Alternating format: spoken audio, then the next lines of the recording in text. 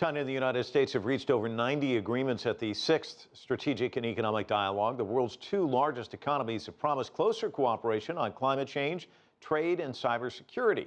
Regarding recent maritime and airspace disputes in the East and South China Seas, the U.S. says it takes no side on whose claims are valid.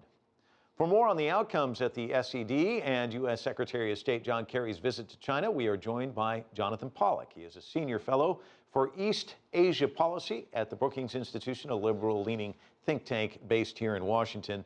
Well, we hear 90 agreements. Anything stand out in terms of these agreements, and is progress being made with these dialogues, would you say?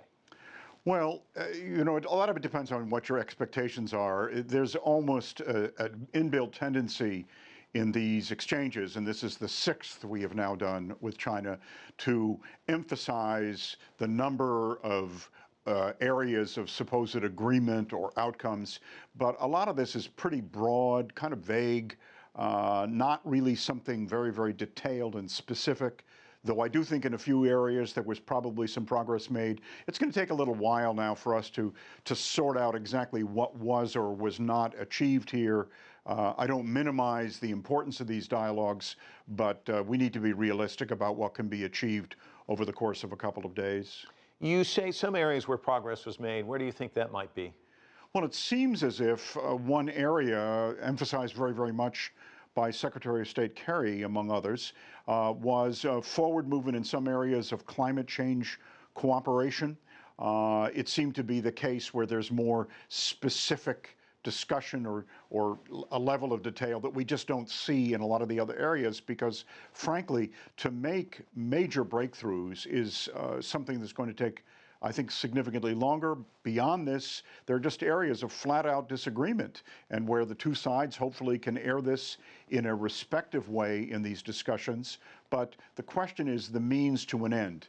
Can you, through exchanges like this, move forward or clarify areas where there is disagreement, but where you can understand one another's position better, and then can you point the road ahead? This is as true, at least as much, in both the strategic area and in the economic area, because it really entails going from broad principles of agreement to the much more specific details that would be necessary to really underscore qualitative forward movement. And you mentioned it, the talk's really broken down into two categories, or two silos, if you will: strategic, economic. I remember last year talking to a member of one of the delegations, and he said, when it comes to the economic side, both sides have their positions pretty fairly staked out. They know where there's room to advance things. On the economic side, things tend to run a little bit smoother. On the other side, though, that's where there seems to be a problem. Is that how you would gauge things?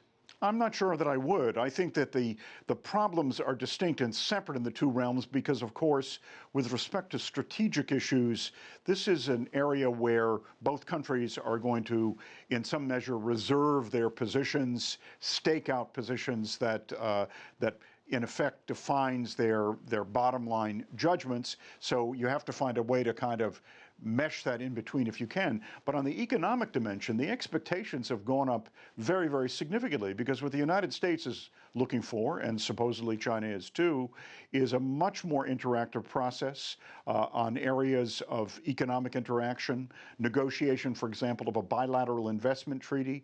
There's a clear recognition in the statements coming from both sets of policymakers, at least based on what they have disclosed publicly in Beijing over the last several days, that we have a very, very long way to go. There's no clarity in some of the terms of reference here. So it's going to be a very, very protracted process. I would much rather that we have these kinds of dialogues than not, but I think we need to be realistic about just how tough it's going to be to get to clear understanding, unambiguous understanding on not only principles, but the actual operational policies if both countries are going to move ahead as they claim they wish to. All right, Jonathan Pollack joining us from Brookings. Thanks so much.